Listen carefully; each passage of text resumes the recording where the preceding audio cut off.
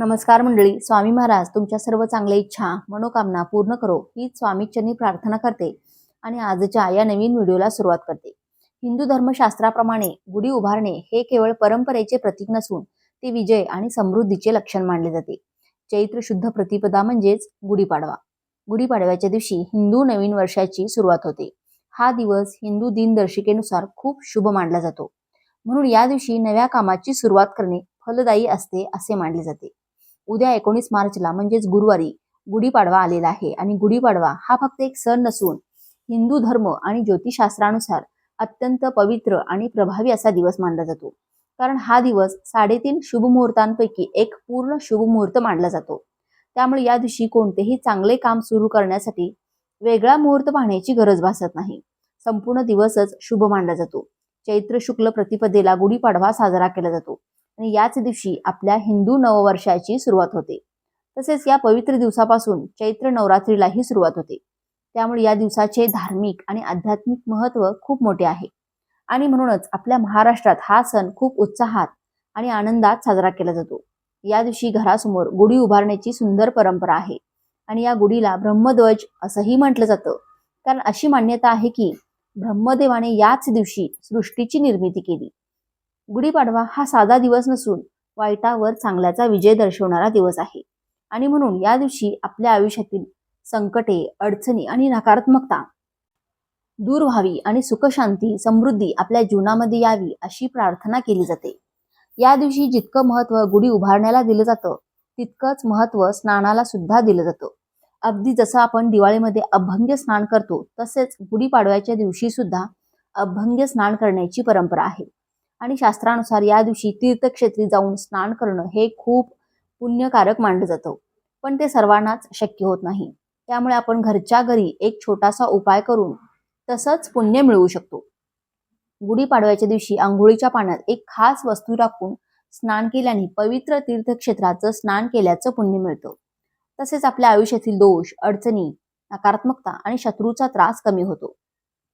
घरातील दारिद्र्य कमी होऊन सुख समृद्धी वाढते आणि मनातील इच्छा पूर्ण होण्यास मदत होते.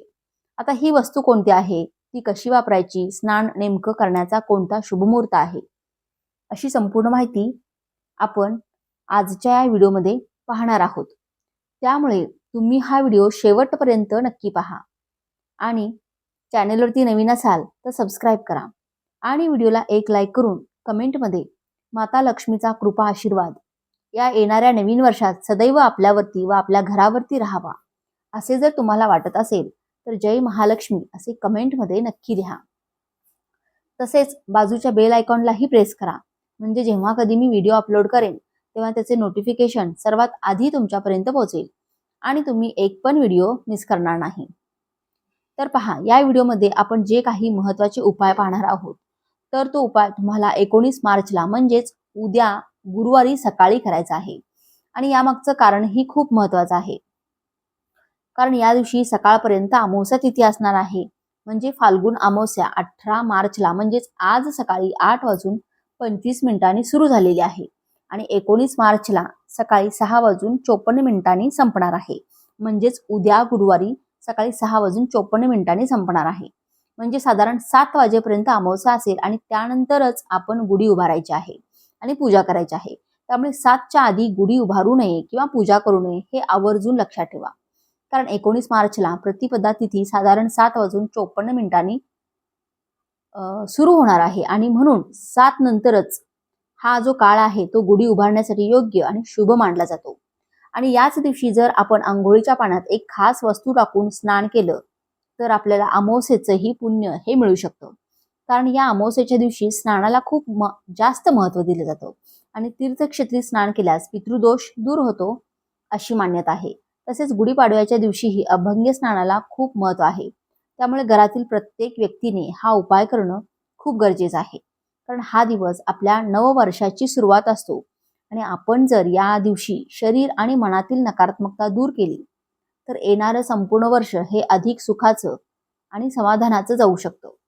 हा उपाय लहान मुलांपासून ते मोठ्यांपर्यंत अगदी घरात कोणी आजारी जरी असेल तरी त्यांनी सुद्धा शक्य तितकं करायचं आहे. कारण जेव्हा घरातील सगळे मिळून हा उपाय करतात तेव्हा घरात सकारात्मक ऊर्जा निर्माण होते, वातावरण आनंदी होतं आणि वर्षभर प्रगतीचे मार्ग खुले होतात.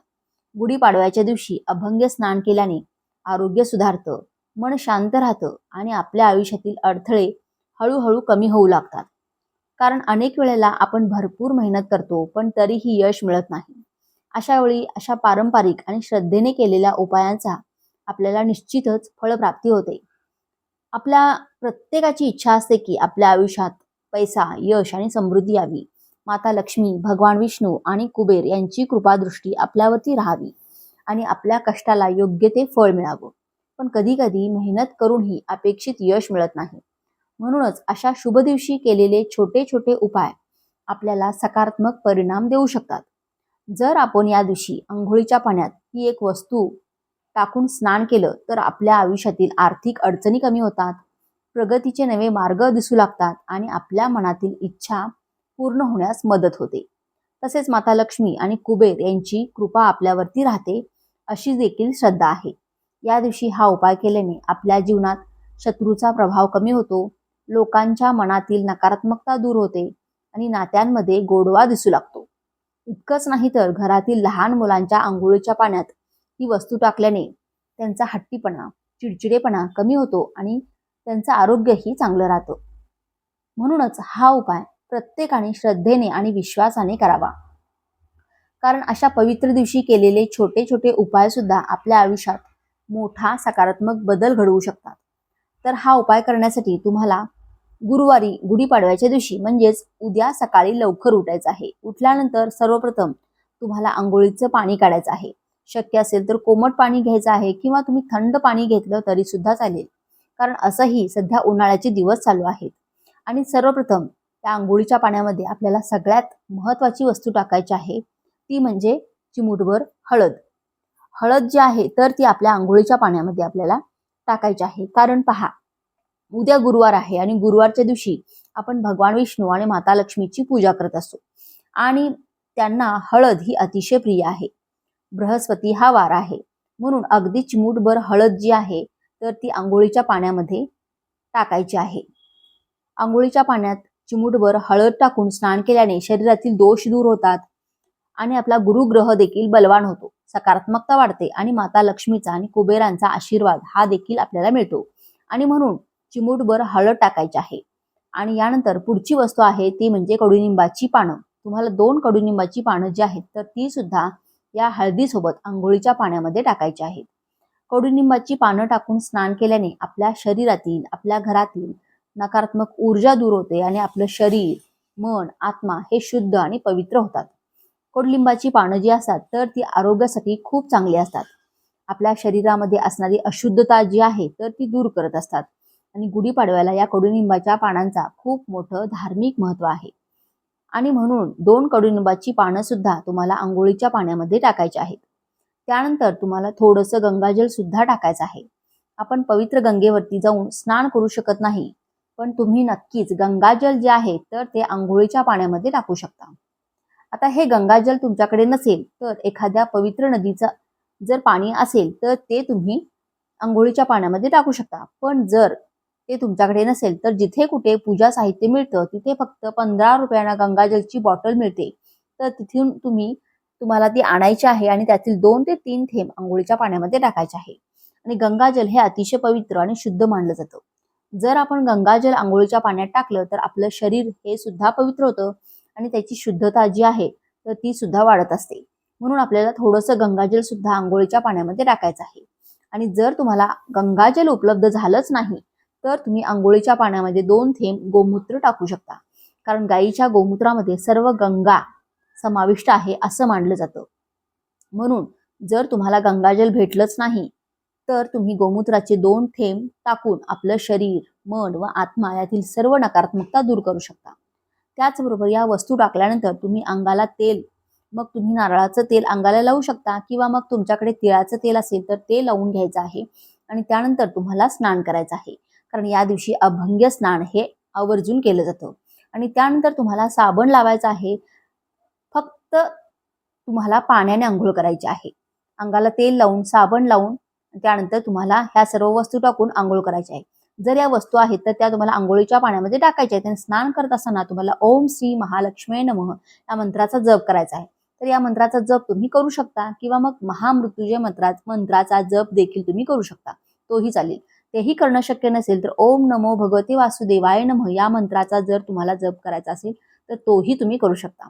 स्नान करून झाल्यानंतर तुम्हाला काय करायचं आहे, अंघोळीचा जो तुमचा मग असेल, तांब्या असेल किंवा मग काही असेल त्यामध्ये तुम्हाला पाणी घ्यायचं आहे. त्यामध्ये थोडेसे काळे तीळ टाकायचे आहेत आणि तसेच पाणी तुम्हाला दक्षिण दिशेकडे तोंड करून तुम्हाला पितरांना समर्पित करायचं आहे.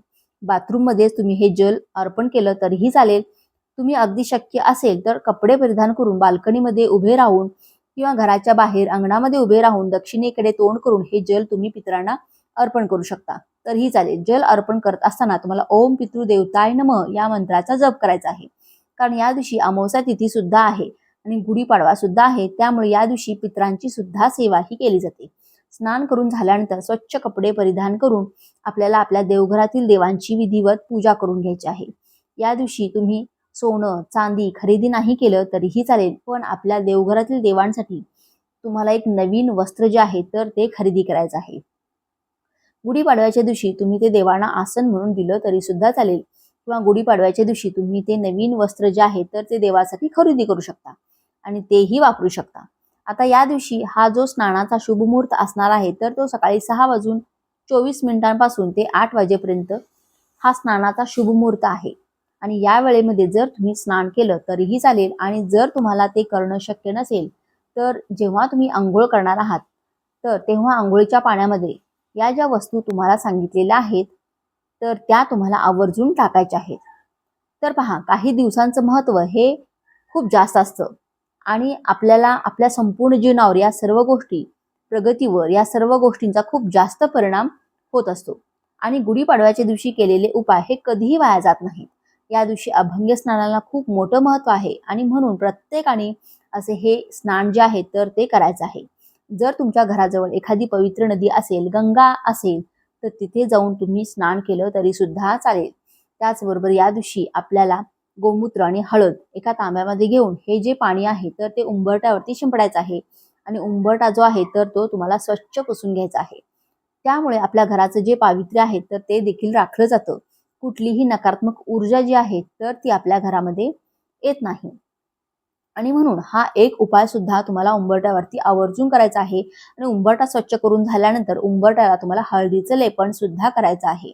गुरुवार आहे आणि गुरुवारचं देखील महत्त्व आणि गुढीपाडवा नवीन वर्ष या सर्व गोष्टीचं पावित्र्य राखून तुम्हाला उंबरट्यावरती हळदीचं लेपन करायचं आहे.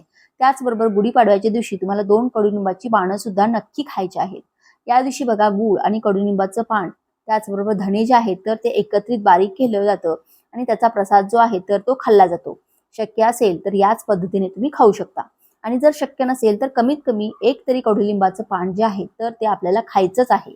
त्यामुळे वर्षभर आपलं आरोग्य जे आहे तर ते उत्तम राहतं आणि आपली आर्थिक भरभराट जी आहे तर ती होत असते.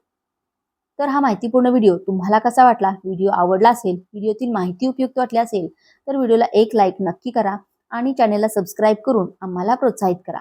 तसेच हा व्हिडिओ जास्तीत जास्त लोकांना शेअर करा. धन्यवाद. श्री स्वामी समर्थ.